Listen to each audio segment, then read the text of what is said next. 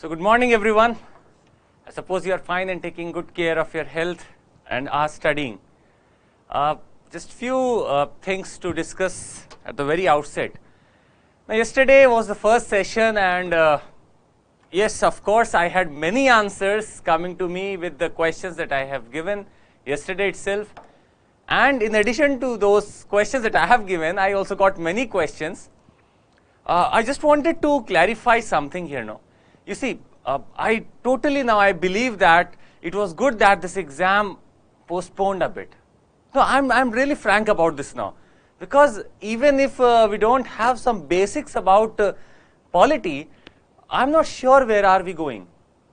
For example, Article 15, 14, 16 or 18, 19, any such articles, no, it should have been thorough, like you should have been thorough with these articles. But the questions that I have been getting, I thought that maybe we need to speak on this, because I totally say that these three subjects of polity, economy and geography, if these three subjects you are feeling confident in, I am sure that in the prelims examination you will get good marks. Polity over the years, it has been seen. Now please understand, let's begin this class with something that I have to share first. And yesterday I felt the same way. I had a good collection of all such Sanskrit words, and yesterday I found one very suiting for today's time, and that is Pustak stha tuya vidya hastagatam cha dhanam. Pustak stha tuya vidya par hastagatam cha dhanam karyakale samutpanne nasa vidya nasa dhanam. Now this means that although I had the books with me, I had the materials with me, I had all the sources, but still, if I am not able to conceptualize, if I am not able to grasp the things, what is the need of actually then, or what are we doing then? Because when the time arrived, neither we had this education sort of study that we have already made, we didn't have the facts, we didn't have the information. And the second, this says that if you give money to someone else and when you need it, you don't have it. So what is the use of such books or such materials or such money if when in need we cannot use it? You see, I have posed my trust in many of you. Although I cannot speak to all of you, it's via this medium only I am speaking to all of you, but many of you I am putting my trust in. I have believed in you for a long, and I'm sure that you will crack this examination. And I'm sure every one of you can do that. But to do that, you'll have to start now. If these basics thing, no, that why, like Article 16 had 5 also, Clause 6 also. Now, if this is the question that what about Article 16.4 or 16.6, that means we have not done polity in classes. And I'm sure you had ample amount of time to do these things. Now, the questions that I'm predicting is on the base of what the news has been and what they could ask you in this. So, answering the questions, many of you have given good answers, no problem at all. Many of you were confused. Many of you have asked me many questions, and I'm trying to give you answers via this only. To many I have sent voice messages. Today also I'll send. Had many messages coming in. But understand, all these articles in the starting of the chapters of polity, these are very important, and a direct question would come. So the first rule is, please try to follow this. In polity questions, always take,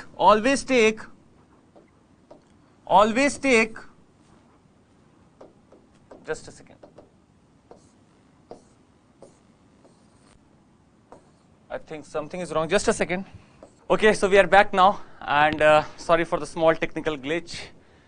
So I was on this point that in polity questions, please understand one thing, always take the broadest view. Now when I say the broadest view, please understand that there are articles. Now this whole constitution, no, full of articles, clauses, sub-clauses, and then there are amendments coming in, many things are changing and many things are interlinked. So always, while you are doing your polity, please be very clear that I'll have to take a broad perspective of whatever I'm giving. For example, yesterday I said that for the residence to be made a prerequisite, it is only the parliament, that nothing shall prevent the parliament to make residence as prerequisite for any such employment that has to be offered in the state or by the state. Now this means that the broadest view is, okay, the parliament has the power, but suppose, now if the parliament has the power, but it has delegated, or it has made, suppose, a legislation that says that the states can itself, or the states can decide in these manners or these matters, I am sure the states would be empowered to do. But the question will not come that the states can do or not. You see, we understand the parliament can do this. Even if one of the states has it, because there is a delegation that might have come, the state might do this. It might be challenged or not, that is another matter. But we just know that it is written in the constitution, and as we go about it, that it is the parliament that would decide what should be the prerequisites should be there or not. Secondly, yes, there are exceptions. For example, there are customary laws. Now, when you read Article 371, 371 is such an article that would try to curtail the aspects or the powers that are given by other articles.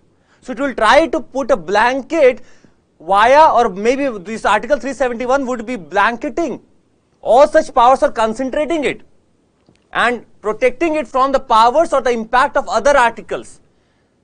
So, in that case, maybe, yes, there are certain northeastern states that would say that we will reserve this thing for only this, or that a prerequisite could be this. This can be done. But again, my question is, who has the power? The answer still remains, it is the parliament that can say, because it is the broadest perspective that I have taken, and exceptions cannot be answered. So be very clear, unless and until it has been made by law, it has been made totally uniform, or it is some universal thing that is coming in, then we go to that thing to study in much detail. But for the time in prima facie, when we see anything and we see that, okay, it is the parliament, the answer would be that only. Similarly, there are many things where it is written parliament.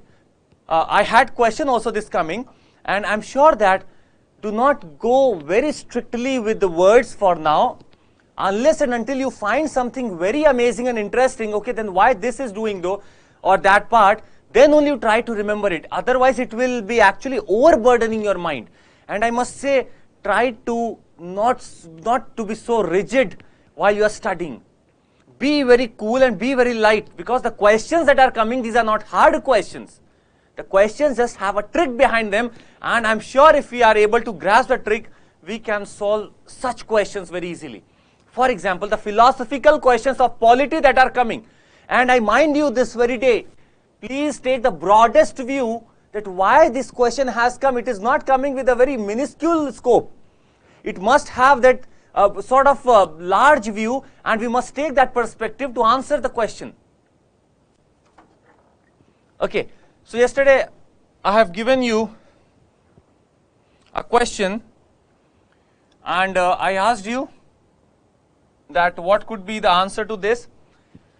So yes, Article 12 has the definition of the state, and the state in that context could mean the government, the local government, and any such thing which is financed from the taxpayers' money. That could be a state. Also, I would like to tell you the another question that I have asked you about Jammu and Kashmir, the Legislative Assembly, on what it can legislate and what not. So I asked you, for Delhi, I have said that there are three things that is out of the ambit for Delhi. For Puducherry, it says nothing. For Jammu and Kashmir, it says that, the act itself says that it is police and the public order that lies in the list 2 of the schedule 7 of the constitution, the state list, that is not in the ambit of the assembly of Jammu and Kashmir. But land is. But the land is. But for police and the public order, it is not there in the hands of the Legislative Assembly of Jammu and Kashmir, but land is.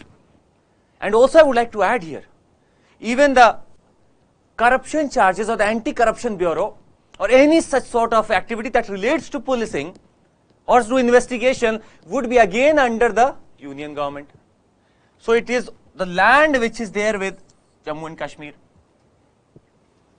And thirdly, the Enforcement Directorate, all of you have given the right answer. Yes, it is the Department of Revenue, and all were correct. So these were the 3 questions that I asked you. You had asked many questions. I have tried to reply, and some I have tried to clarify here itself. So delegation could be done. Also, one question that came was, I told you that the 6th schedule would have some sort of relation with CAG. Why I said so is because there is a council that is made under the 6th schedule. There would be a council that is made. This council will have to work, and for this work it takes or collects taxes, or it gets money. To audit that money we have CAG. But in the 5th schedule you have advisory councils, and it is not required to maintain that this council is there, that it will be maintaining funds or it is doing expenditure out of the funds. Unless that is there, we cannot have CAG. And I am sure this is clear. The 5th schedule talks about the scheduled areas out of that block of northeastern states. And these scheduled areas, these are not governed by, these scheduled areas are not governed by some maybe regional development councils or some autonomous councils. They are not governed by them. So I am sure now this you get this point now. So Article 12, yes, talks about the state. Jammu and Kashmir, now you have understood. And this about the 5th schedule and the 6th schedule, you have understood. Now we'll come back again to this when we do this in detail. But for the time being, please understand, for the polity part, try to read it many times. Your Lakshmikant book or any such book that you are following, Lakshmikant I would prefer, please read it many a times and try to find out, because the questions that are coming, no, these are not hard questions, very tricky questions they would ask you. For example, in the conditions who are eligible for some appointment, they would write a big statement, and just after the comma they have placed a word which was not there, and then we find that okay, this was wrong. So please be very particular about what words they are using in the examination, and this will only come when you attempt tests. Okay, let's come back to the discussions that we were having yesterday. We talked about the FCRA. I asked you a question that are all the NGOs under the FCRA, and I got the answers also that no, not all the NGOs. Just by looking the word all, we can say not all the NGOs can be under the FCRA regulation. But yes, if it is substantially financed, it has to be there. Now FCRA is a very interesting act that says that what actually it does many things. Now please understand, if you are going to discuss few things, it says that there are certain groups of persons, there are certain entities that are barred from taking any foreign contribution. Very interesting. Now see, so FCRA only says that there are entities that are barred from taking any foreign contribution. Any foreign contribution. And what they say is, any such organization of political nature or any such organization that is pertaining to media, broadcasting, any such organization which is related to some sort of political activities, or even cartoonist for that sense, or even if you are trying to stand or do maybe you want to fight the elections, then also. So all there are some groups of maybe persons or entities for which the FCRA says no, that you cannot take the foreign contribution. Now the question could be made here itself. What are those categories, or who are they? Now if I write down candidates for contesting elections,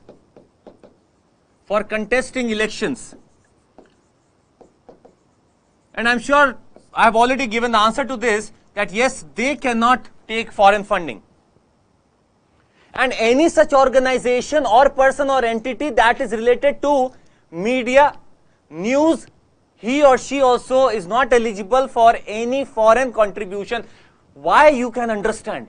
Why, you can understand? So anything related to, suppose, editor, publisher or media cannot take. Can civil servants, government servants, Can they take any contribution? Can they take any contribution? So the government servants cannot take foreign contribution.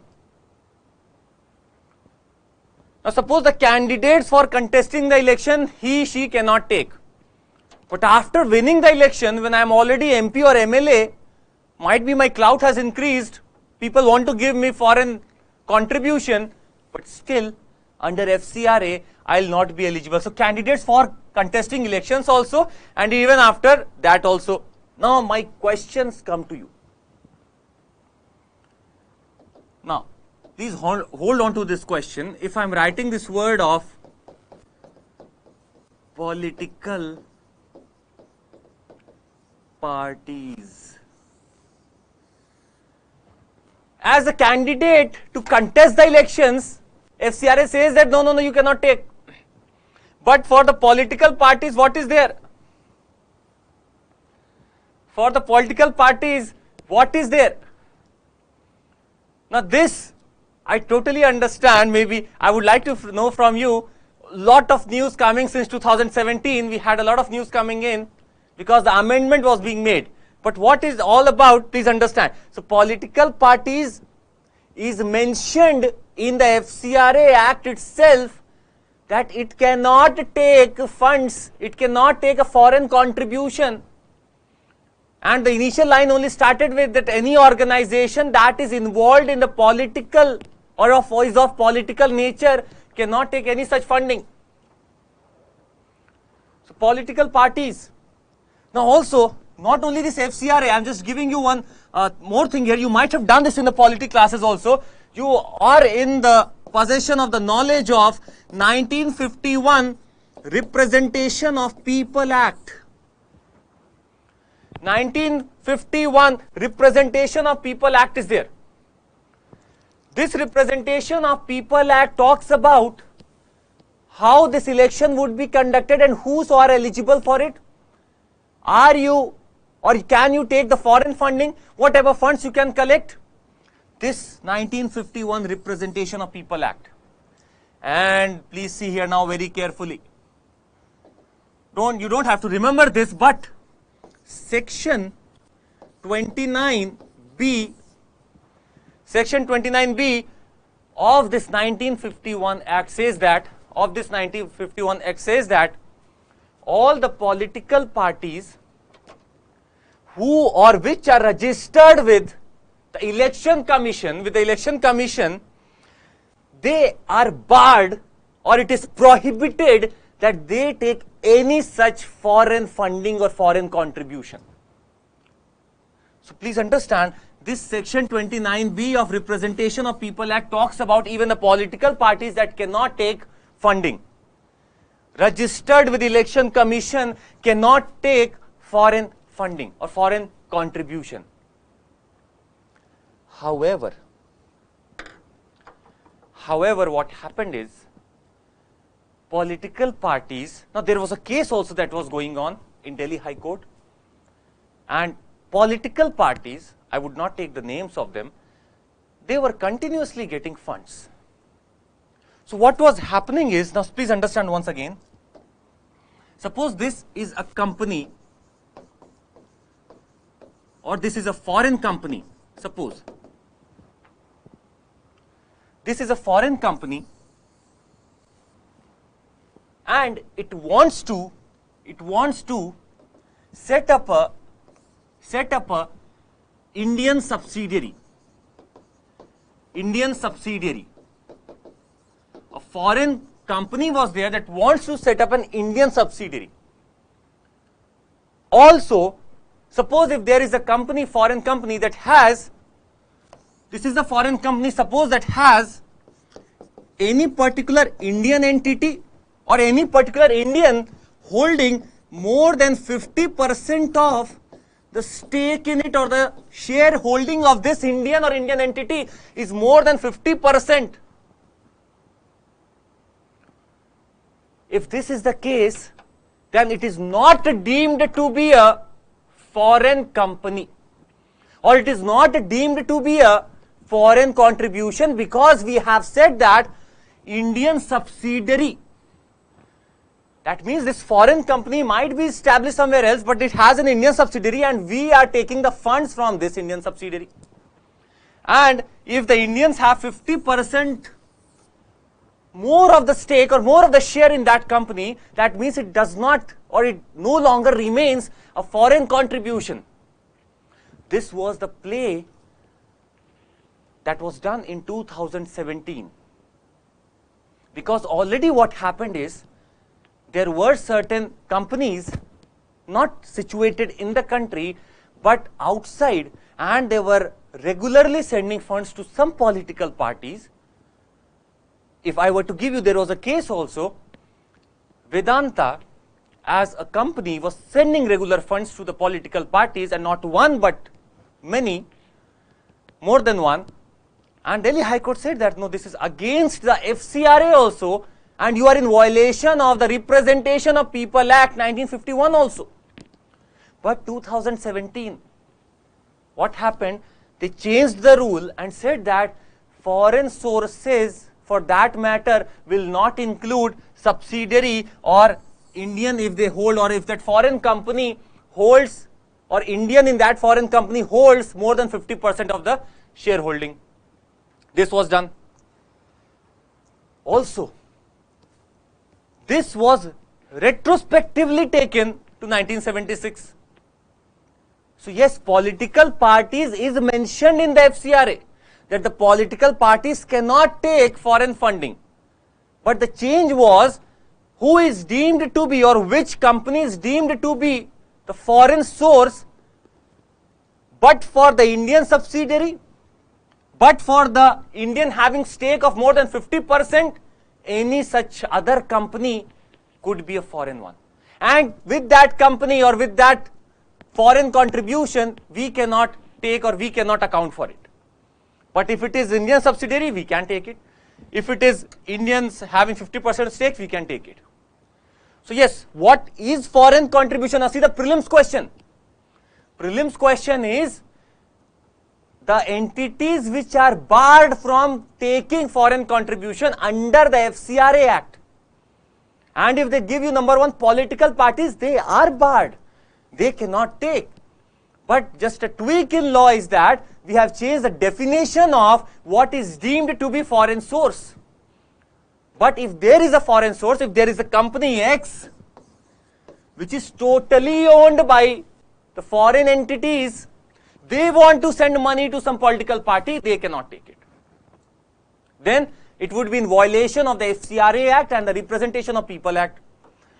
So please be very clear, FCRA, they are going to ask you. Now the second question they could ask you is the foreign contribution defined? Is the foreign contribution defined in the Act? Yes, it is defined in the Act. That what all constitute this foreign contribution is defined in the Act. This is another question. Or they can ask you, does this foreign contribution include gifts?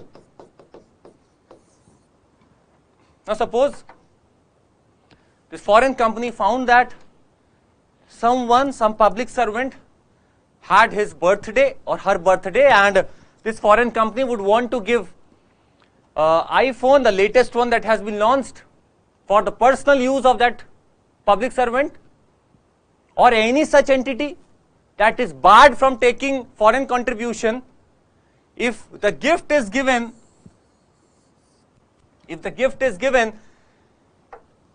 so what has been done is, the government time to time will define what is the quantum of that amount above which if the gift is given, then it is considered under the foreign contribution. For the time being, it is around 1 lakh, but with the time as it passes by, it might increase. So suppose if you give me, or if I am a political party, suppose, and if I get a chocolate, that might not be a foreign contribution. I am not going to do anything for a chocolate. But suppose if anyone gives me around 10 iPhones, even I won't do that even that time. But the influencing effect is to cause that we are giving you something, you might reciprocate.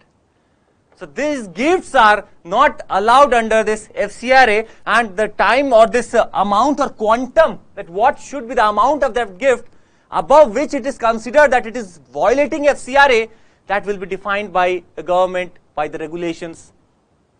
Second, if it says that I am giving you a currency, foreign company X says that please take my currency, take this currency with you.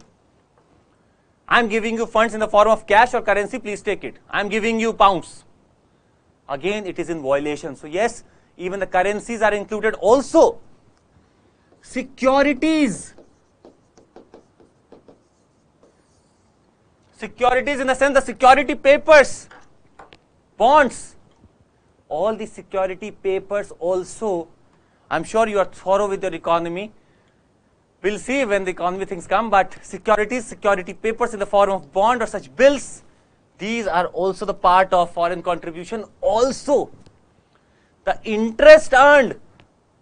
Suppose my neighbor had got a foreign contribution, I am a public servant and he has got a contribution and he earns interest on it and he transfers that interest to me.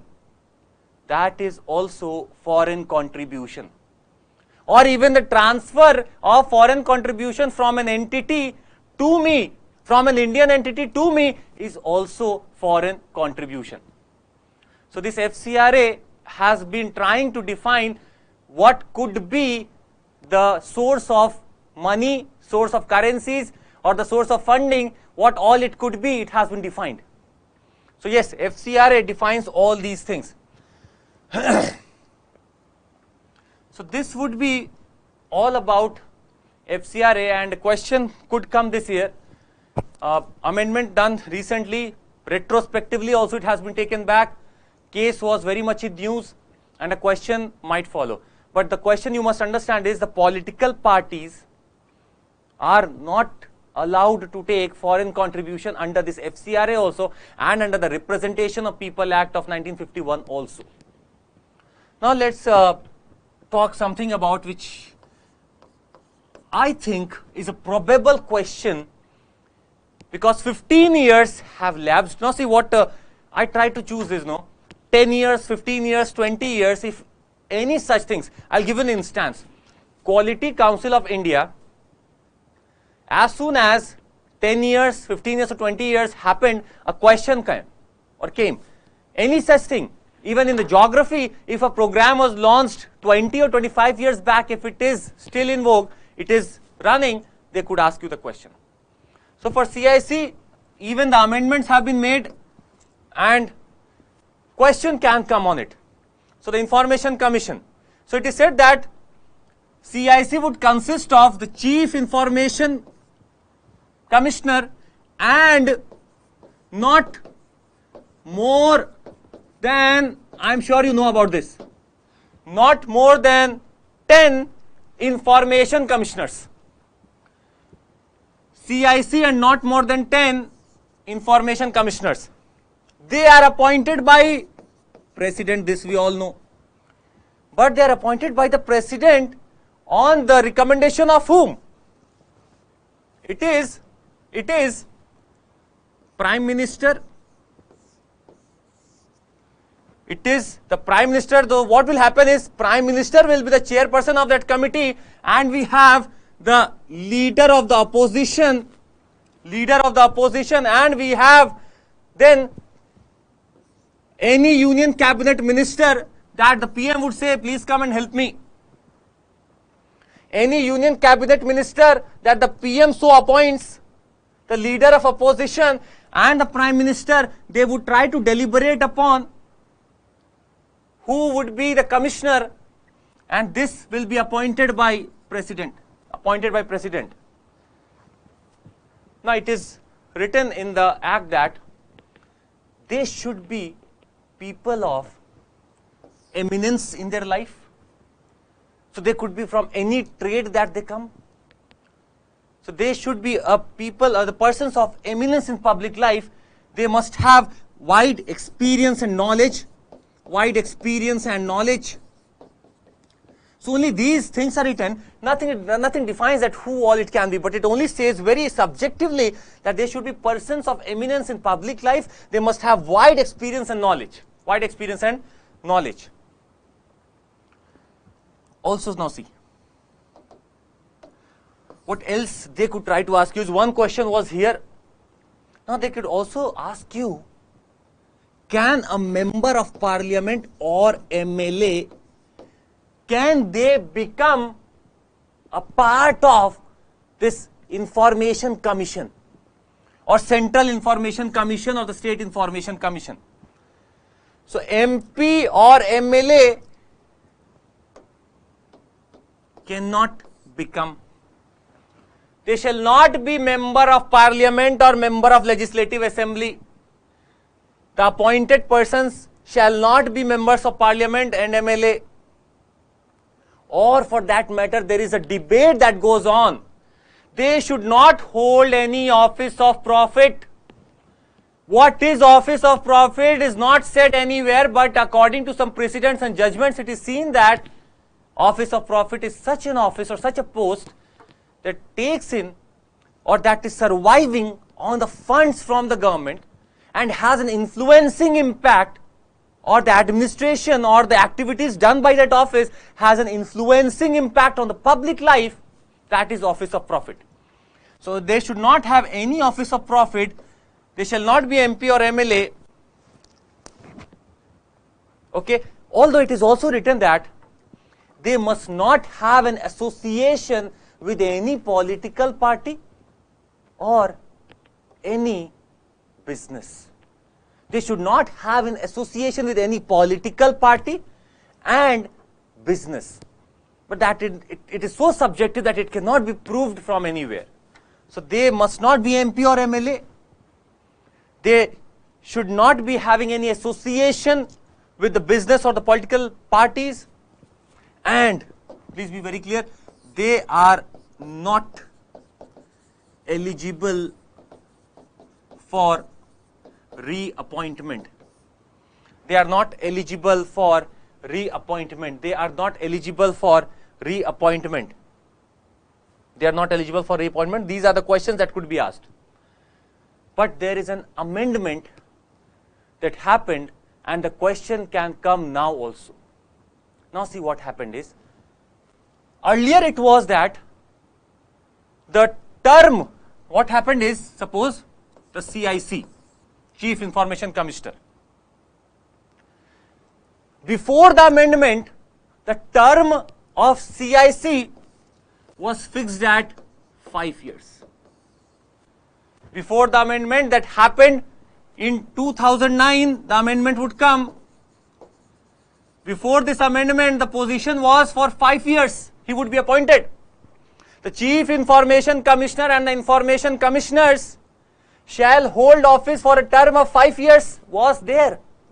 But after this amendment, what happened is, they would be appointed for such a period, as prescribed by central government. As prescribed by the central government. Now this is for CIC and central government. So such a period as prescribed by. Now this is the trap. They could give you a question that is fixed for 5 years and you would say yes. But the answer is, it is not fixed. It is as prescribed by the government. And it could be even more than 5, it could be less than 5. It could be even more than 5 or less than 5. Also what they have done is, the another change that have made is, now every public servant owes or maybe will get some allowances, some salary, some privileges. So earlier what was there, that the CIC was equated to the Chief Election Commissioner. Chief Election Commissioner. And the information commissioners were equated with the election commissioners. This equation means that we are not talking about the CIC or IC. Whatever the Chief Election Commissioner would have as its service, would have the allowances or the privileges, The same goes with CIC. So the salary allowances and the service conditions of the CEC, whatever it was, will be the same for CIC, and what would be there for the election commissioner would be there with the information commissioner. This was something of the past. What they have done is they have changed this now to only a line that is as prescribed by the government. So it is not even fixed now. As prescribed by the government, it would be. Earlier it was fixed to actually CEC and EC. So that means that the stature of CEC would now be, maybe CIC would feel that, okay, I am at the same stature of the CEC. IC would feel the same way. But now they would be at the mercy of the government. Now this is again a point of debate and discussion for the mains examination, but they could set you a trap that the service condition of CEC or CIC is similar to the service condition of CEC. Now this has been changed. Please bear this in mind. Okay. And Right to Information Act, I am expecting a question on it. Although Right to Information Act, this part was important, it could come. Although you must go through the act also, since the time have come for this question to come now, or this year itself it could be asked. So please go with some of the provisions that you have already written in your notes, or maybe this Lakshmikant, if you can go through this. And now let's come to an important discussion, and that is about the Supreme Court. And the question that, or the discussion that I want to make is not about the judiciary. The question is, as I have been following the current affairs, they have been asking questions maybe on Article 124 is something they could ask you. And since the strength of Supreme Court and even some high courts have changed recently, a question is probable. So what is happening is, so Article 124, very important article. Article 124 says that, 124(1) would say that there shall be a Supreme Court. Now please adhere to the words that I say, that there shall be a Supreme Court with CJI, consisting of the CJI and, now see how they have worded this, and until the Parliament by law decides, and until the Parliament by law decides, comma, not more than seven judges, not more than 7 judges. This is written in the Constitution. So the direct PT question is, was the strength of the Supreme Court written in the Constitution or not?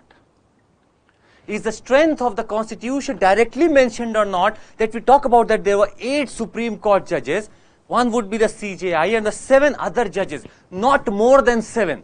So 7 plus 1 is equal to 8. Original Constitution says this.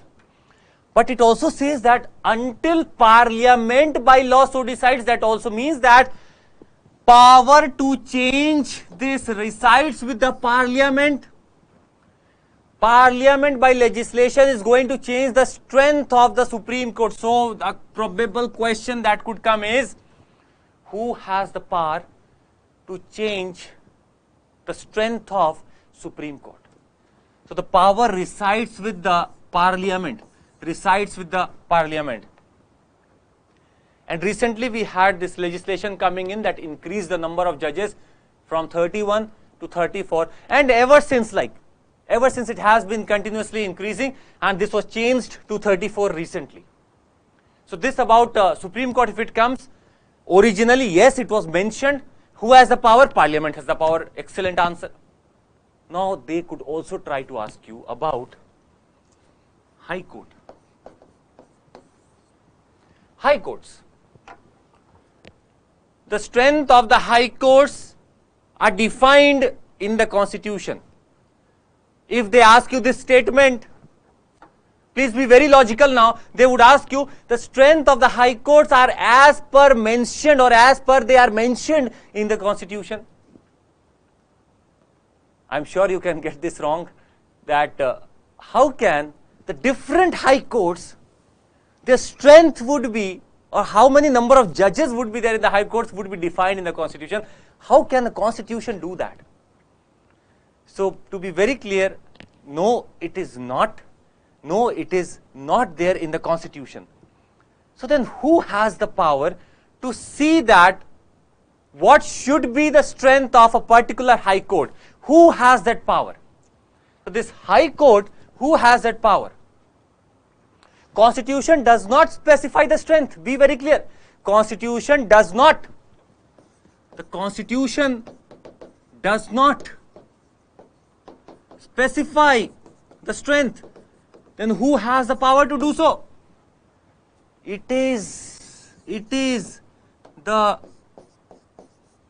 President. It is the President that decides time to time as per the workload that what should be the strength of this high court. And very recently we had the example of the Telangana, where the number of judges were increased. So please be very clear, it is with the President. It is with the President. So from work, or maybe with time to time, as per the workload, they would try to decide that what should be the total number of judges in that high court. For Supreme Court, it was the power with the Parliament that via legislation it would decide what should be the new number. For the high courts, it is with the President. Okay. Now let's come to a topic, and that could be the languages and the Constitution. The languages and the Constitution. And I am expecting a question this year, maybe that would be in the sort of match the pairs correctly. These type of questions can come. So the first article that comes to my mind is, suppose, Article 351. It says that it is the duty of the Union. So we have already seen the directive principles of state polity where the directives are given. Here in 351 again it says that it is the duty of the Union to spread and promote Hindi language. So it is the duty of the Union to spread and promote the spread of the Hindi language. So it is Article 351 that talks about. So just bear in mind, no, they could give you which pairs are correctly matched, and for 351 it is the duty of the Union to promote the spread of the Hindi language. Spread of the Hindi language. Now this article also says that it is to develop in such a manner that it becomes a language, this Hindi becomes a language that would be a sort of common expression, that would become a common expression, or it would have the composite cultures of the India would try to give to Hindi all their positivities, all their elements and entities, so that Hindi could actually be promoted. This Article 351 is saying. 351 is saying, okay. Then it also talks about that to secure its enrichment by assimilating the entities from maybe other languages, from Sanskrit, from the Hindustani languages. This has been written in 351. So the forms, the styles and the expressions used in the Hindustani style, in the Sanskrit, they should all be tried to embed this in the Hindi language. But what the languages that is being referred here is the languages that is there, or that time to time is updated in the 8th schedule of the Constitution. So bear in mind please, the 8th schedule of the Constitution, all the languages that are mentioned in the 8th schedule of the Constitution, they will be taken upon and they would be tried to take out the elements so that this language could be enriched. This language could be enriched. So Article 351 talks about the duty of union. Then, so one is your Article 351, then you have Article 120, 210. Article 120, 210, which talks about the languages to be used. Languages used in the legislature, parliament and the legislature. Languages to be used in parliament and the state legislature. Or they have the option of transacting in Hindi and English. They have the option of transacting in Hindi or English. So Article 351 can be related, 120 or 210 can be related. Then comes your Article 343, 343. So we have been going on, the debates are going on, and that is never ending. Article 343 would say that, or it specifies the language that is to be used for the official work. Official work. Language that is to be used for the official work. It is the parliament that by law would decide. 343 says that it is the parliament that by law would decide a common language that could work as the official language of the territory, which will be used for the official work. So 351, duty of the union for the promotion or the spread of the Hindi language. Language used in parliament and legislature, 120-210. 343, official work. Parliament has the power to talk about via law which language can be taken up for the official work. 343. Then comes Article 344. Now after saying all these things, 344 would say that please constitute a committee after 5 years from the initiation of this constitution, and after that every 10 years, just to oversee where are the languages going, what all other languages we can think of that can be included in the 8th schedule. So this is about Article 344. So the progressive use of, the word is for the progressive use of Hindi language, please try to see that what all languages can be taken up, and from that we can again enrich Hindi language. 344. So it talks about the establishment of committee.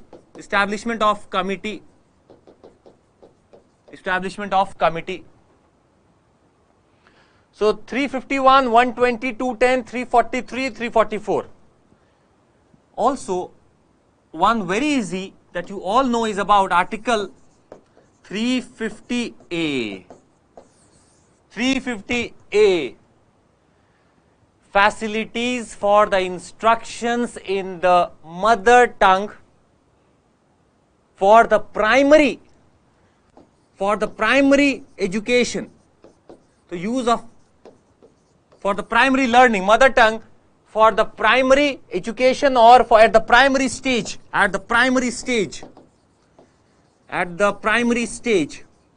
the use of mother tongue at the primary stage.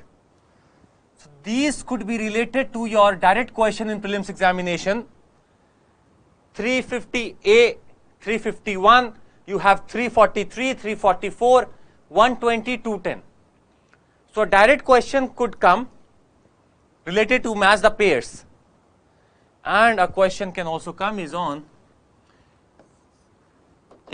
on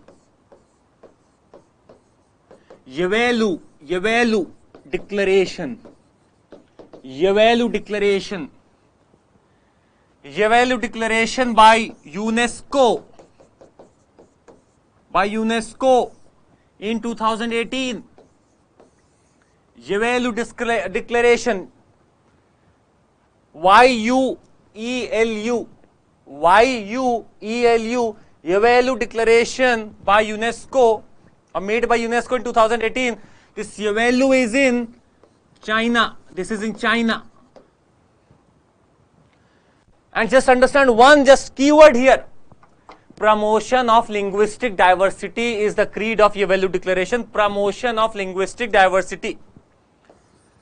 Promotion and protection of linguistic diversity. Promotion and protection of linguistic diversity. Yavalu Declaration. So this can be a direct question, a very low hanging fruit. I suppose you can easily answer this. Now, let me take you to the 8th schedule of the Constitution. 8th schedule of the Constitution. And please understand, the part would be 17th, the part 17 of the Indian Constitution talks about or deals with the official language, and the related articles, part 17. So it would be flowing from 343, as we have seen, 343, 344, 358, 351. So this part 17 of the Constitution flowing from 343 to 351 that talks about the official language and the languages that could be used to enrich the Hindi language. 8th schedule. And I am sure you by this time understand that there have been many such voices, there have been many such requests by the people of some languages, for example Tulu language, that please make this language also a part of the 8th schedule. Because when a language is listed in the 8th schedule, it gets a lot of benefits.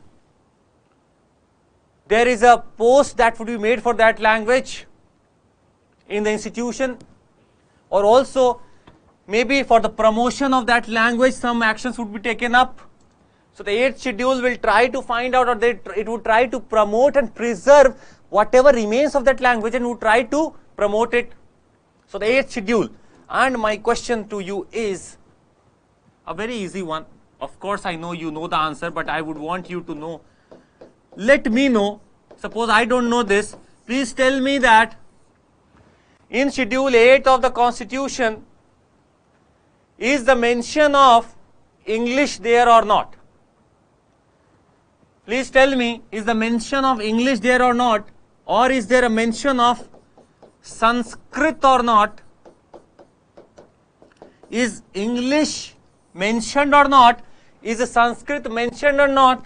Please tell via WhatsApp. Please tell via WhatsApp. English and Sanskrit, is it mentioned or not? Please tell via WhatsApp to me.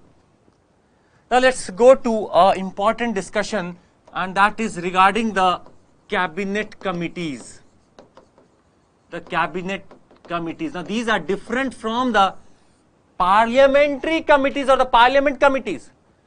These cabinet committees are different from the parliament committees. These are to share the opinions, the load between the ministers or between the cabinet ministers. These committees are being made for a fair amount of discussion that could be done, and then a final decision that would flow. Cabinet committees. The first question is, they are what type of body? These are the extra constitutional body. These are the extra constitutional body. These are the extra constitutional body. When I say extra constitutional, and I know by this time you must all know this, these are not mentioned in the Constitution, but they have some relation with the Constitution. but they would be made, supervised, organized outside this ambit of constitution and hence extra constitutional. Hence extra constitutional. These are provided by the Government of India, business rules. These are provided by Government of India business rules of 1961. Government of India business rules. Government of India business rules 1961 or Government of India transaction of business. Transaction of business rules 1961. So under these rules, these cabinet committees would be made. So what happened? Under Article 77, please be very clear now. Under Article 77, the allocation of the business, or the nature of the work that will be done under one portfolio or under a ministry, that is made clear by, or that is given by the President on the advice of the Prime Minister. So the Prime Minister would say that, okay, these are the subjects for which this ministry will have to work. So the allocation of business under Article 77, the ministries, departments and other such business transacting entities, they would be made final, or they would be finalized by the President on the advice of Prime Minister under Article 77. So who has to look for what? What is their ambit? It is finalized by the President, or only after the assent of the President it will be done, but on the advice of Prime Minister under Article 77, and hence these transaction of business rules. Government of India transaction of business rules define that. How can we do this? How can we make the cabinet committees? So the allocation of the business is done under Article 77 by the President on the advice of the Prime Minister. Be very clear. Now the question of prelims as it would come. If I ask you, you have to answer me this question now. The cabinet committees, are they set up by the President or are they set up by the Prime Minister? Please tell me the answer. The cabinet committees, are they set up by the President or by the Prime Minister? Who would be in charge of setting up of the cabinet committees? Will it be the Prime Minister or will it be the President? You have to tell me this answer. If not, I'll tell you tomorrow. Second, in a cabinet committee, who can come and who cannot come? If suppose I am writing a non-cabinet minister, can be part of the cabinet committee, yes or no? Cabinet minister will be part. Cabinet minister will be part. This I think 100% of you are sure. Cabinet committees, the name says that the cabinet ministers would be there. But what about the non-cabinet ministers? Are they debarred from getting their seat in this cabinet committee? No. They usually have cabinet ministers, but the cabinet committees do not bar non-cabinet ministers. So non-cabinet ministers can also be a part of the cabinet committees, which is set up time to time, looking for the needs by the Prime Minister. By the Prime Minister. So this would be the non-cabinet ministers can be a part of cabinet committee. Non-cabinet ministers can be a part of cabinet committee. A direct question in prelims if it comes. And also the two committees that they have set up. So what happened is they have established two more committees now. The first committee is on the Cabinet Committee on Investments. The Cabinet Committees on Investments. The Cabinet Committees on, or Cabinet Committee on Investment and Growth. The Cabinet Committee on Investment, remember it this way, on investment and growth. So what would happen? any such product that or project that has the involvement of around 1000 crore or more, that will be discussed under this Cabinet Committee on Investment and Growth. They would also try to oversee what is the implementation progress. So this is the Cabinet Committee on Investment and Growth. And then second is your Cabinet Committee on Skill Development. The Cabinet Committee on Skill Development. Cabinet Committee on Skill Development. And when skill development is already there, it will also see the employment. So Cabinet Committee on Skill Development and Employment. It will try to converge the policies and programs that are already there for the skill development and the employment. So this is your Cabinet Committee on Skill Development and Employment. Skill Development and Employment. Now the question is, who is going to be the chairman of these committees? Who is going to be the chairman of these committees?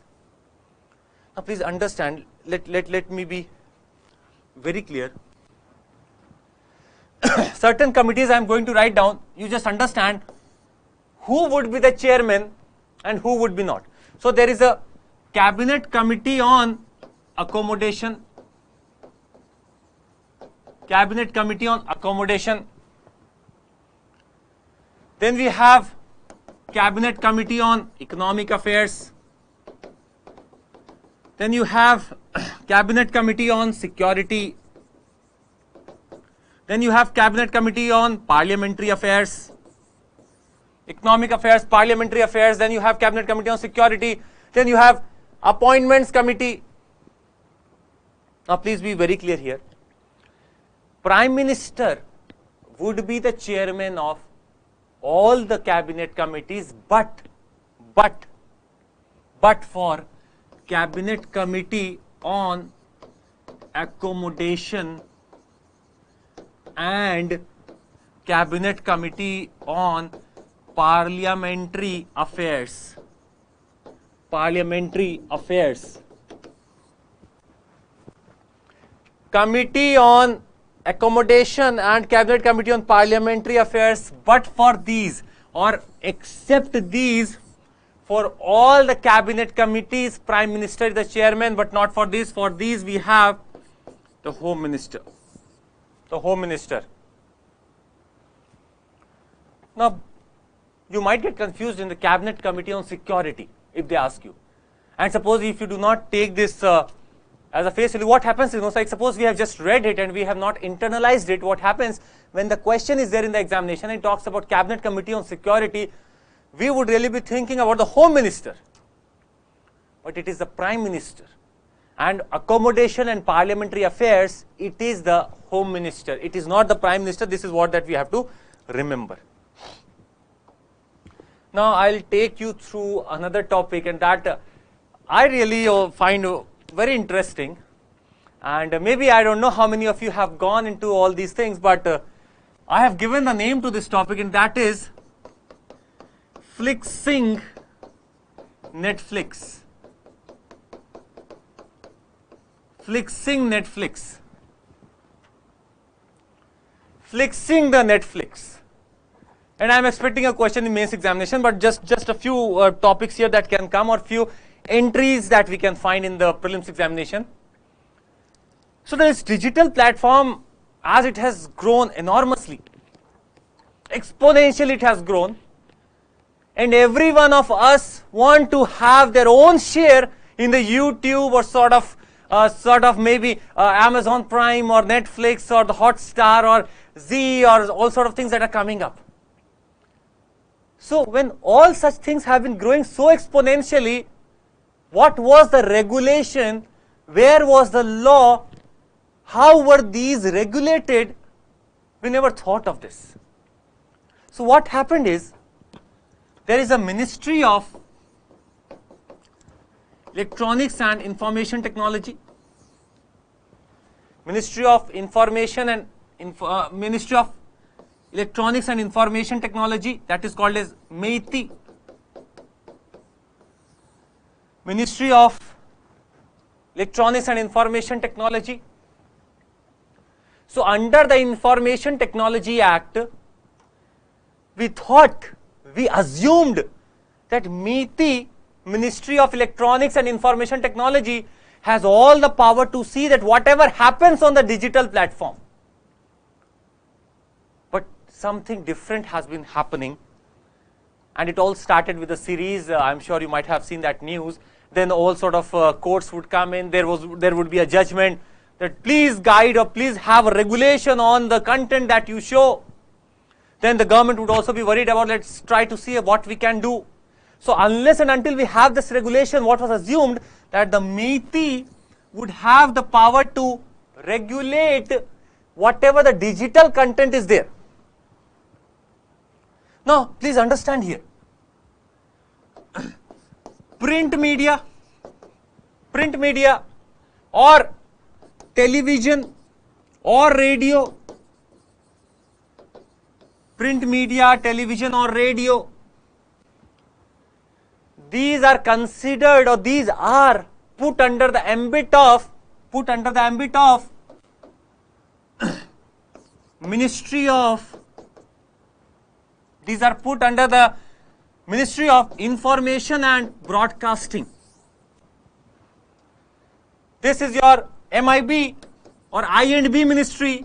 I call them MIB, Ministry of Information and Broadcasting. Under this, you have this print, television or the radio network. So what is happening is, MeitY, now digital platform was left aloof. No one thought of that where this digital content, who would regulate it, and it was understood that MeitY is there. It will control this Ministry of Electronics and Information Technology. It will control the content that is there. But then some recent changes have been made, and now please be very clear, a question can come on this prelims that the digital platforms which are called as OCCP, Online Content Curated Platform, Online Content Curated Platforms, that includes the platforms such as Netflix, Amazon Prime or other such names that you can think of. All these content on these curated platforms will now be under the Ministry of Information and Broadcasting. Will be under the Ministry of Information and Broadcasting. Be very clear now. OCCPs, that is Online Content Curated Platform, they are defined in such a manner that this would be a platform that calls for, or there would be a demand for some series or films. They have their own sort of maybe content that they want to give in the form of audio visual. All such online content curated platforms, they are now under the ambit of Ministry of Information and Broadcasting. So in this, whatever is there is of Netflix, whatever is streaming is of Amazon Prime, whatever is streaming is of Hotstar, and hence these are curated platforms. They are earning money out of it. But user generated content, for example, the user generated content on, for example, YouTube or any such other media in which the users themselves, morning to evening, they are trying to give their videos just to get some popularity, and via that popularity and via their views they are also getting some money. This user generated content is not under MIB, it will be under MeitY or Ministry of Electronics and Information Technology. So on Facebook or sort of things where people try to give small videos, even the unboxing of the mobiles are there, everything is there. This would be under MeitY. Will come under MeitY.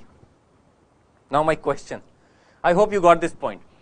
So this all online curated platforms or the content curated platforms are now under MIB. But MeitY would be looking for digital platforms in which the users, we all can. You cannot give a video in Amazon Prime, but you can post your videos on YouTube. You can post your videos or audio-visual message on Facebook, but you cannot do that in Netflix. And the people would be demanding, no, I want to see them. You cannot put their videos or your videos on it. So this, please understand the difference. Now I want to ask you something. Let's talk about what mentions what. So anything that comes to polity or governance, I just pick up one thing. Where do it lie? A question is always seen on these type of things. Or maybe if you understand what was there and what is happening, is there a judgment going on, then we can better relate it. So what is happening? If I give you a word that is now, suppose if I am giving you printing press or newspapers, be very clear now, very important PT alert now. Printing press, newspapers or books, printing press, newspapers or books, these are under which list of the Constitution or which list under the Schedule 7 of the Constitution? Where are they? Newspapers, printing press and books, and be very clear, this is under concurrent list. This is under the concurrent list. The concurrent list, they would not ask you what is the entry on which they are there.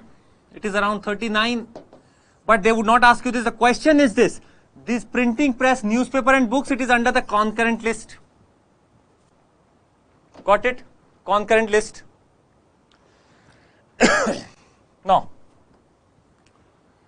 broadcasting or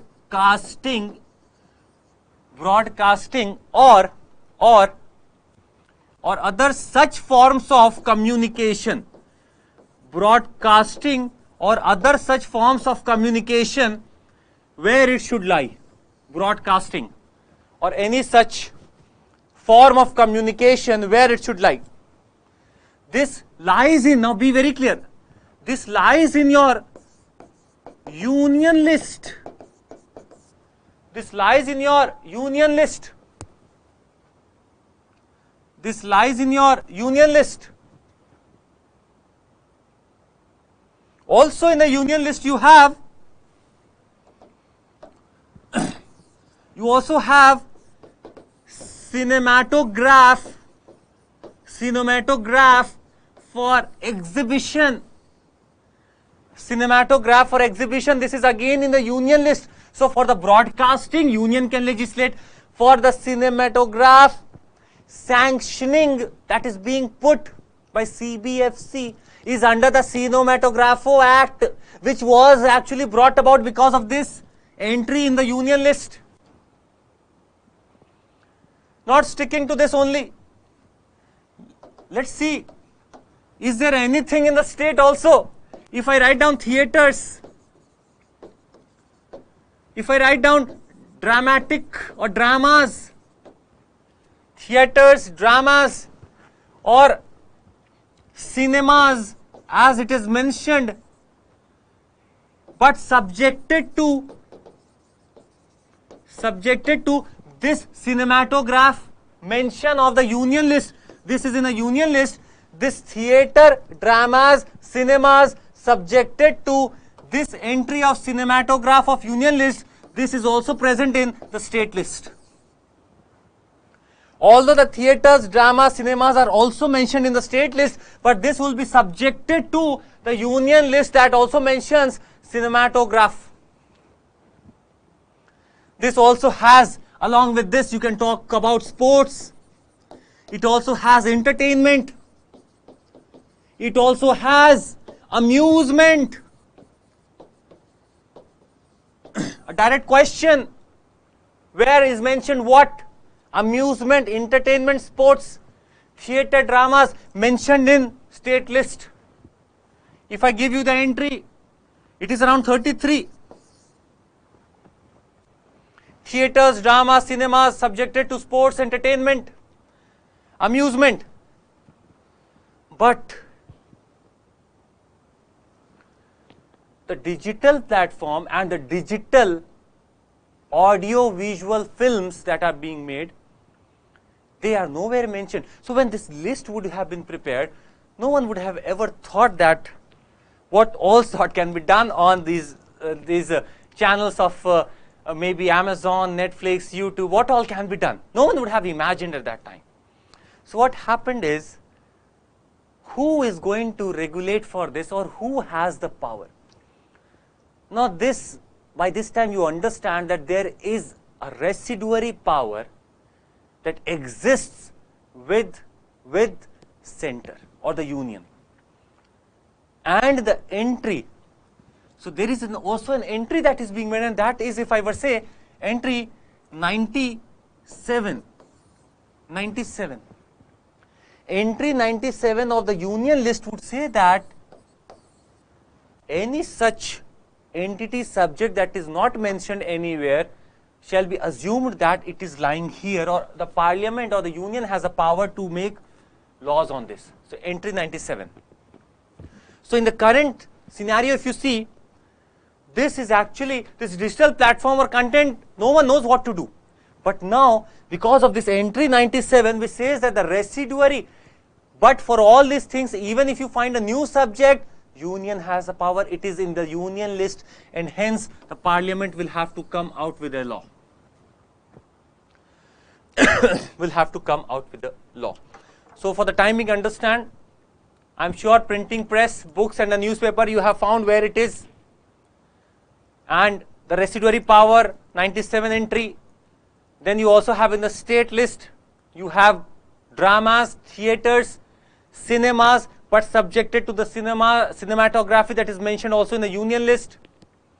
You also have sports, entertainment and amusement in the state list. And a question is very much probable. I also want you to take through one more discussion. This is following the course only. You have this Press Council of India, very important, Press Council of India, which was established by the Act of Press Council of India Act of 1978. This Press Council of India 1970 Act was there.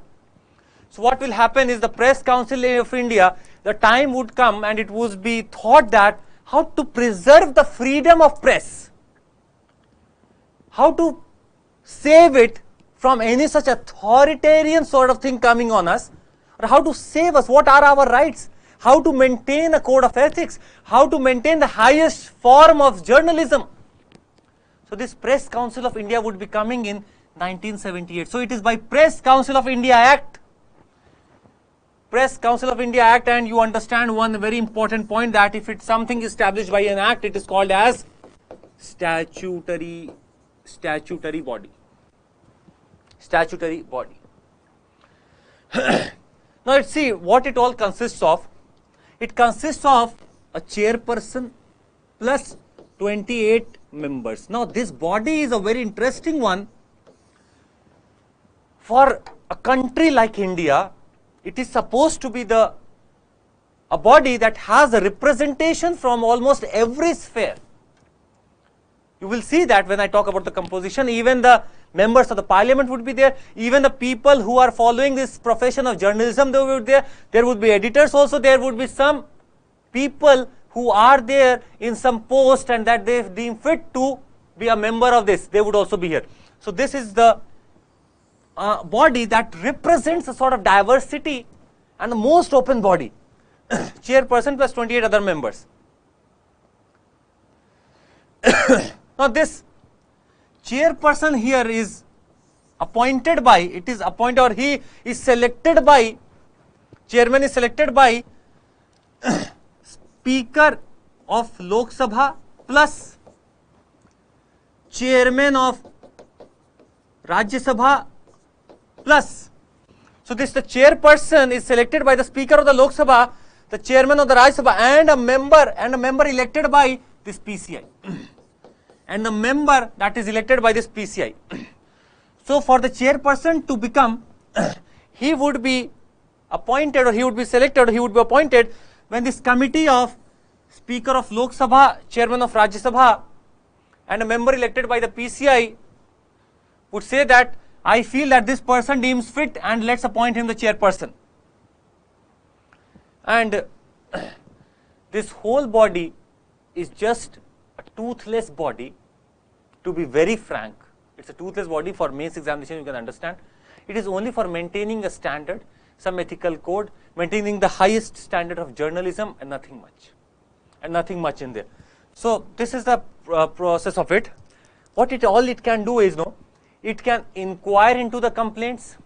It can ask for the summons of the person or the papers that have been printed. So Press Council of India has the power to summon. It also has the power to receive the complaints. And a very important thing coming in front of you, please be very attentive now. Suppose the Press Council of India received a complaint and it has given a decision. It has given a decision. Now please understand, this decision or the decisions of the PCI are final and cannot be appealed, in any or before a court of law. These are final and cannot be appealed in a court of law. PCI, very important thing for the prelims examination. But I want to ask you then, you have seen with much nearness this judicial organization. We also had L. Chandra Kumar case where the powers of the high courts and the Supreme Court would be retained. What is happening here? It says that the decision of the PCI, it says that it is final and cannot be appealed. So suppose if I'm not happy with the decision, what options I do have? This I want you to tell me, because if you understand this point, then when we talk about the Gram Nyayalayas or the Lok Adalat, it would be much clear to you. So please bear in this mind when it is written that it is final and cannot be appealed, what does this mean and what is the alternative that we can give? I want you to answer me, what is the alternative now? What is the alternative now? So it can summon, it can receive the complaints, and it can give decisions which is final and cannot be appealed, written. But if I ask you, does it has penalizing powers? Does it has penalizing powers? Does the Press Council of India has penalizing power? Can it penalize a newspaper? Can it penalize a journalist? Can it penalize the editor of that newspaper? Are there penalizing powers or not? Are there penalizing powers or not with the Press Council of India? The answer to this is no. It cannot penalize. It does not has that. It has a limited power only to maybe enforce the guidelines issued. It has a limited power to listen to the complaints. It has limited power to talk about journalism or journalist ethics. But this, it does not have the penalizing power. It does not have the penalizing power. Now please try to understand, and maybe if you can remember it, a good thing that I am trying to show you, a question can come. Press Council of India, the 28 members. The 28 members, how are they? 28 members. The first one, if you say there are 8 nominated members, the 8 nominated members, including 3 from Rajya Sabha. So there are 8 nominated members, including 3 from Rajya Sabhas and 2 from the Lok Sabha. So 3, 4, 5. Now again, 3 people with specialized knowledge. 3 people with specialized knowledge. 3 people with specialized knowledge. Okay. The other 20 other 20, these are in the form, or these would constitute the editors, the journalists, and even the media houses, or you can talk about the owners of media houses or press agencies,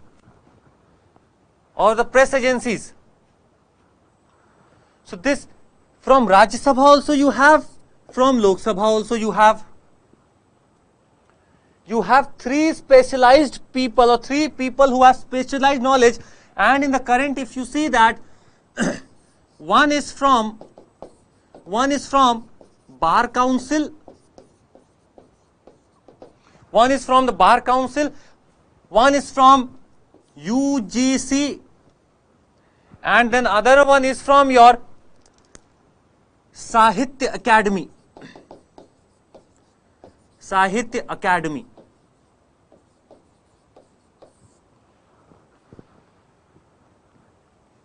From Sahitya Academy.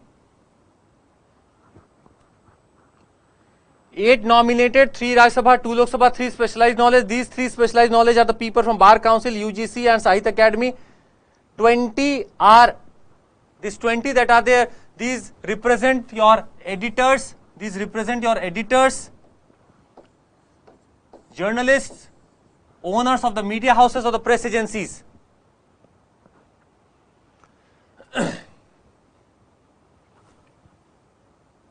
I hope you got the point. This was Press Council of India, the Press Council of India. It is said that it is the most representative body. Now also comes your, one more body is there, that is the News Broadcasters Association. The News Broadcasters Association. Now this is the body which is actually funded by its own members, and it represents your private television channels or the media houses. News Broadcasters Association, and it is an organization that is entirely funded by their own members. Entirely funded. Now the question often arrives on, or it is on the funding part. It is the body that is entirely funded by its own people. So nothing much in this, entirely funded by its own people, and it's a private sort of association which puts that they have the common voice and they could bargain with the government. So this News Broadcasters Association.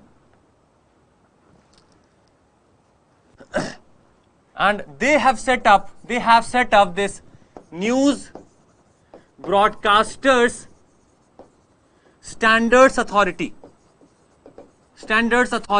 News Broadcasters News Broadcasting Standards Authority. News Broadcasting Standards Authority.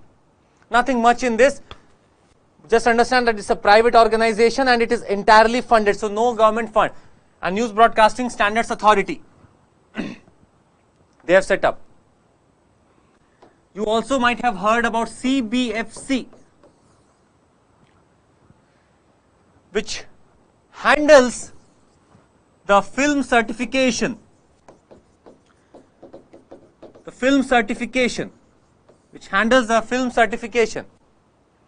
Now you already have seen that cinematograph was in the union list, hence Act would come. Cinematograph Act would come. This act is of 1952.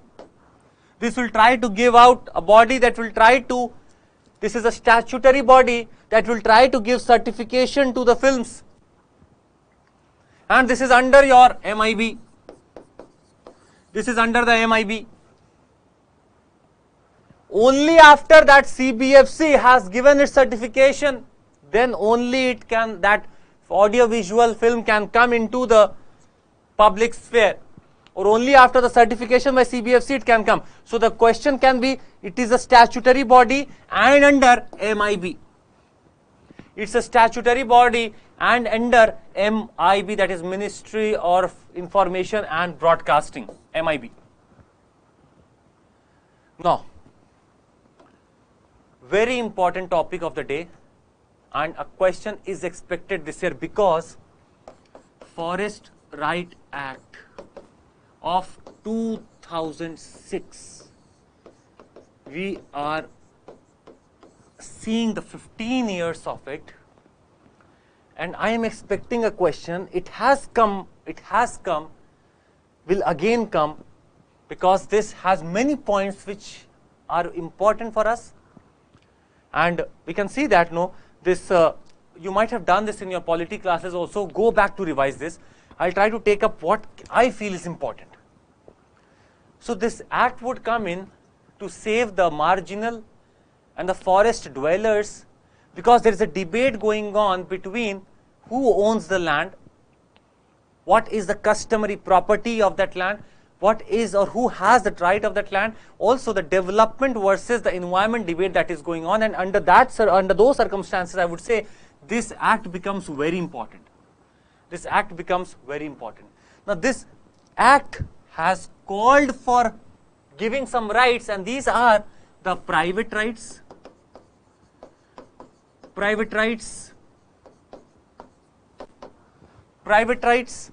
or called as the ownership rights.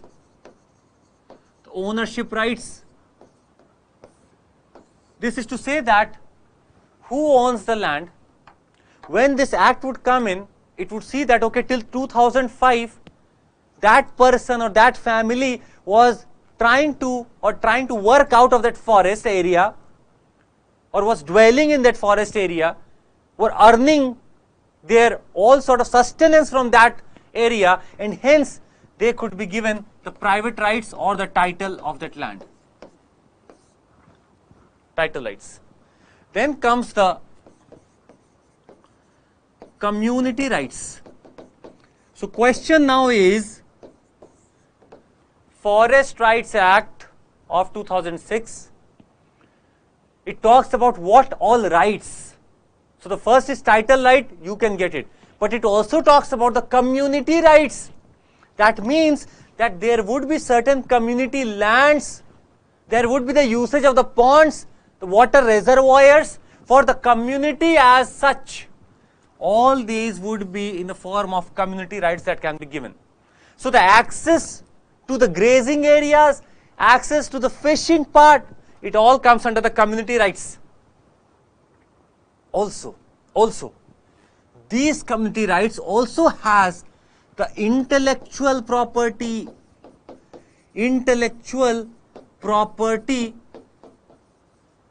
and traditional knowledge. So if that area in which since time immemorial, if something that is traditional and we feel that it is about the intellectual property, these rights are also given to these dwellers who reside in them, or reside in the forest. So this intellectual property and traditional knowledge. Now I could just remember there is a word that we are trying to make a library or digital library for all such traditional and maybe intellectual property rights or the knowledge that we have. I want you to let me know what is the name of that initiative that we have taken, so that we can maintain what resides as a traditional knowledge with us, because it is our right. So anyone else, if he takes the intellectual property or claims that intellectual property, we have to tell them first that it is our traditional knowledge and we have been preserving it, it is ours. For that matter, we are trying to code it down somewhere. Where it is being done, you let me know. So intellectual property and traditional knowledge. Also, they give the rights of relief and rehabilitation.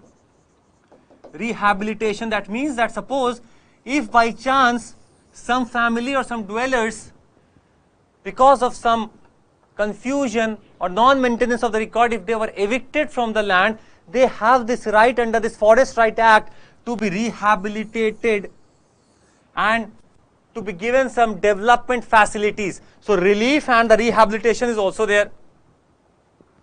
Then also we have the forest management rights. The forest management rights is also there. When I say forest management, it is about the community resources that are to be maintained by the community. So the forest management rights are also there, and they could maintain it according to their own customs. That is the forest management rights. They can maintain it according to their own customs. Now comes very important right, and that is the right to collect. Right to collect and sell minor forest produce. Right to collect and sell minor forest produce. Minor forest produce. So I am now diverting to this topic of minor forest produce, but I have a question for you. Which authority is the final authority which can allow for giving the rights to the forest dweller? If that authority says that no, this land belongs to this person or this family, no one can change that. Which authority am I speaking of? You have to tell me, and I am sure you might have read this. This is a very important question for prelims examination. Which is the final authority to decide on these property rights? Please let me know. So this, I am just trying to talk about this minor forest produce for this year, because since 2020, even in 2021, a lot has changed in minor forest produce, and I can expect a question this year. So minor forest produce. First question is it defined in the Act or not?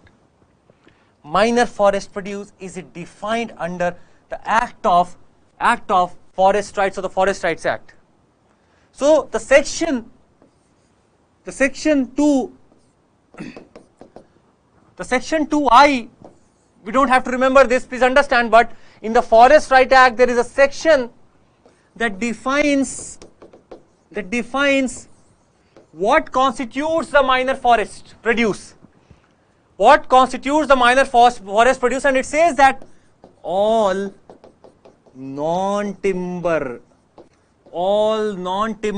produce, all non-timber means all non-wood, all non-timber produce, that includes all non-timber produce, that includes bamboo, that includes bamboo, that includes canes, that includes stumps, bamboos, canes, stumps, that also includes tussar, cocoon, honey, wax, all such words, canes, tussar, stumps, cocoons, bamboos. Then you have your beetle, or you have this tendu leaves,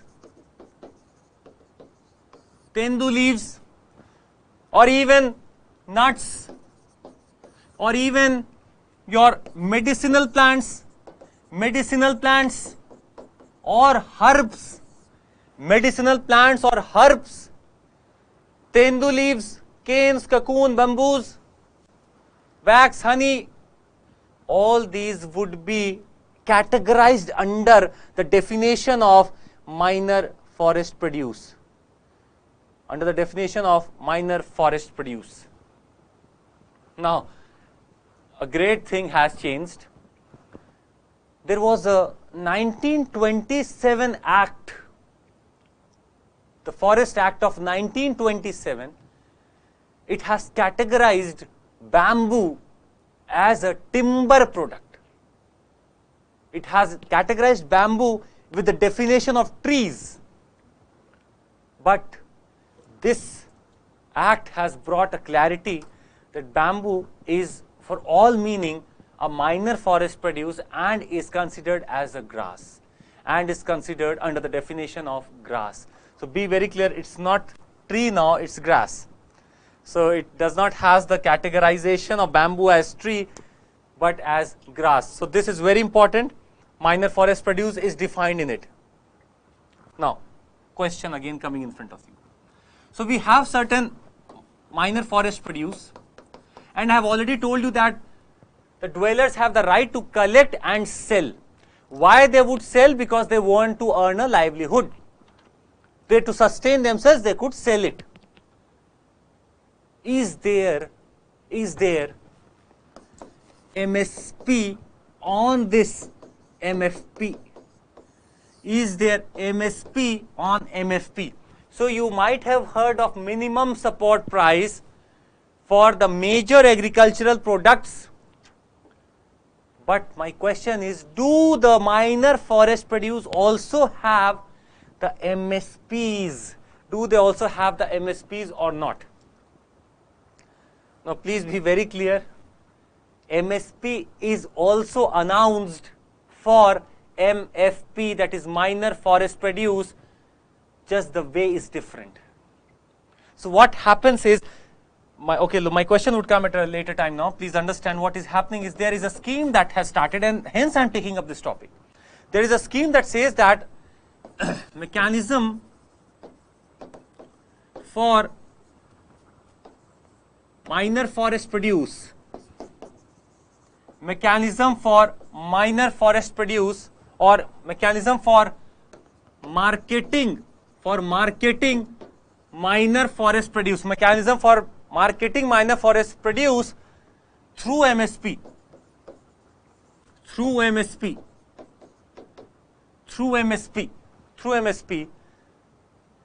and this scheme would come in around 2011. You can understand the importance now. 2011. So this I have taken from PIB. There are certain sources. Yesterday also I had many answers that came in front of me, and you said that you had read some articles, and I must be very frank here. Not everyone would have that maybe want or will to check what is really the truth. So when the people write the editorials, they are still in a dilemma that, okay, whatever I am writing, I am just presenting my view and I know everything. I just want the people to know about this. But there are factual errors that do come. And for example, here itself in 2011 from PIB I have taken this, and there are people who are mentioning 2013, 2014. So 2011, very important. Mechanism for marketing minor forest produce through MSPs. So what would happen? Since the MSPs would be planned for such minor forest produce, and why are we so worried? Because these are the dwellers that do not get the chance to go to the markets. They are so much in the remote areas, they would have to travel a lot, and hence if we try to give the MSP, what would happen is, from the people, some procurement agency would procure the products. This procurement agency would then try to be in consultation with some central agency which will try to disseminate the products, and this procurement agency would be given the funds. So the minimum support price is given on MFP, but the question can be, who gives or announces the MSP on MFP? This is the question that can come. Please be very clear. For MSP on MFP, it is, I can hear many of you saying, Ministry of Tribal Affairs. Ministry of Tribal Affairs, but this Ministry of Tribal Affairs would have to consult with TriFed, a dedicated nodal agency for the upliftment and the development of the forest dwellers, the tribal areas, TriFed. Under the TriFed, a committee would be made, a policy, or maybe this committee would be made about the MSP, and they would talk about what should be the finalized MSP, and then this Ministry of Tribal Affairs would announce. This would announce. So TriFed, as the apex national organization for the upliftment, development and promotion of these products, would be involved in it. and this would be the nodal agency for the implementation of this MSP scheme. So the nodal agency for the MFP, that is minor forest produce, the marketing of minor forest produce, the nodal agency is TriFed. It is TriFed. It is TriFed. So I'm sure you know about this. Who would announce the MSP on crops? MSP on crops, I'm sure you know the answer. That is your CCEA. Cabinet Committee on Economic Affairs announces MSP based on the recommendation of CACP. Clear cut question, very clear question, straightforward question. MSP on crops by Cabinet Committee on Economic Affairs.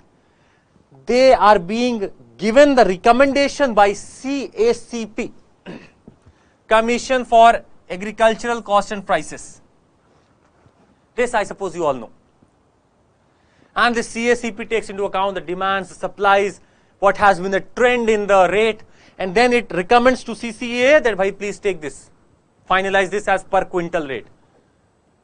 My question again is CCAA, Cabinet Committee on Economic Affairs, bound to follow the recommendation of CACP? Is it bound to follow the recommendation of CACP or not? Let me know. Is it bound to follow the recommendation of CACP or not? Let me know. So this TriFed, as I have talked about, TriFed, nodal agency for the development and the upliftment of the tribal areas and the MFPs. This is a statutory body.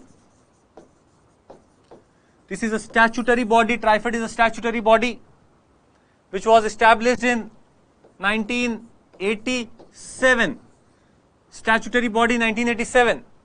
Tribal Cooperative Marketing Development Federation of India.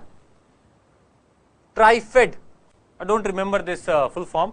Tribal Cooperative Marketing Federation, Development Federation of India. We don't have to remember this, just it's a statutory body and works for the minor forest produce and gives out policies, gives out awareness. All such programs would be under the implementation of TriFed.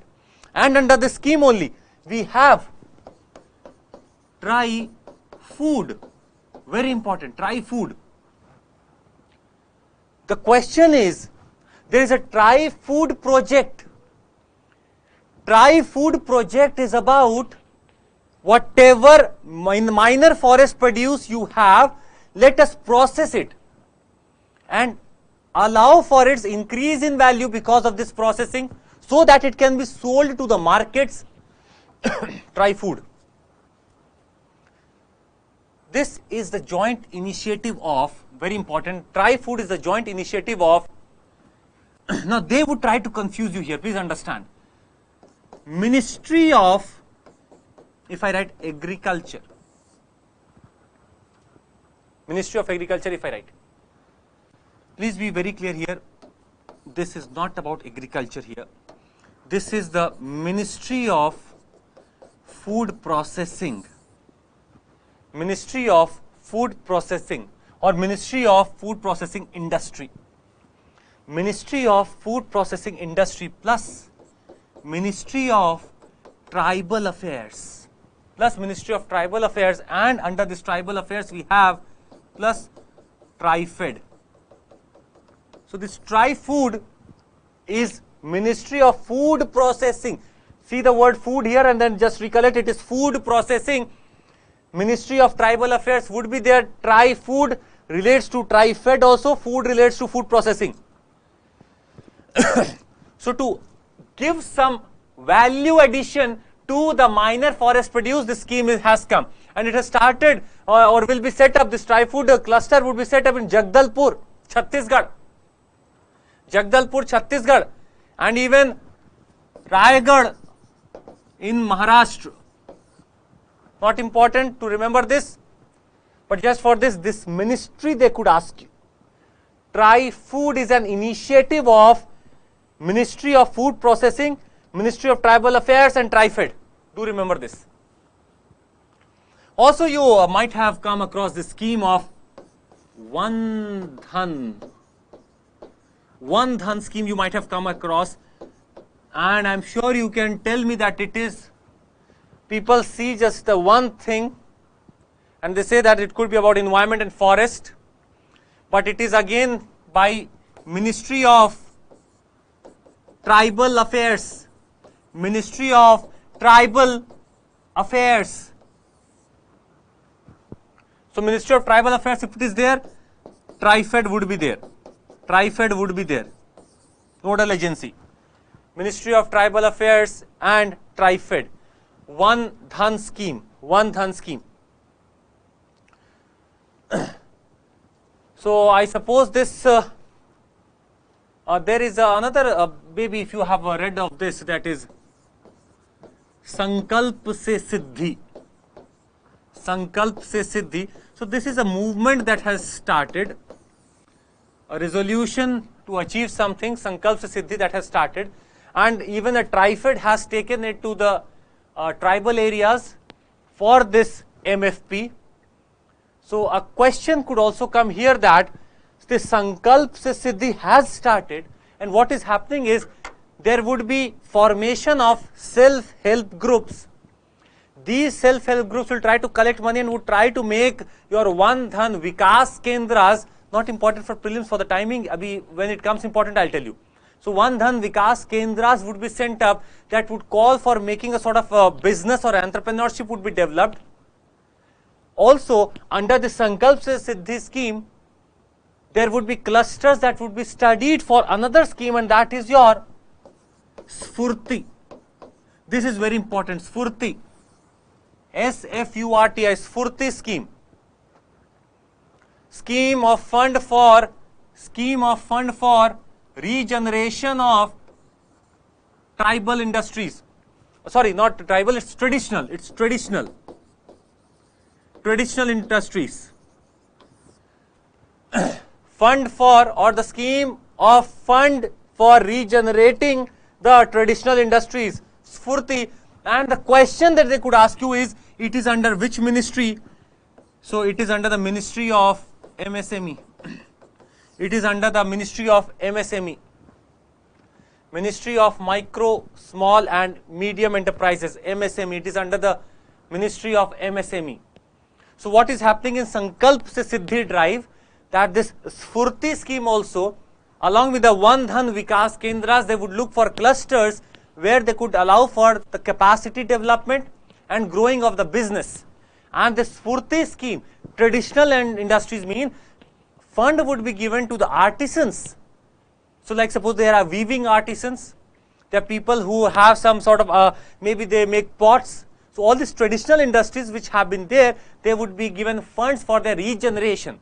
So Sfurti is under MSME, TriFed is under Ministry of Tribal Affairs, and this question, if it comes about rights, what all rights are given under Forest Rights Act, it is your private title rights, community rights, management rights, relief rights, and even the rights to collect and sell the minor forest produce. I suppose that would be all for today. Thank you for patiently listening to me, and much more things are going to come in the days to come. When we start with even the IR and the geography, lot of interesting things would come. All the best, keep preparing, keep me posted. Thank you so much.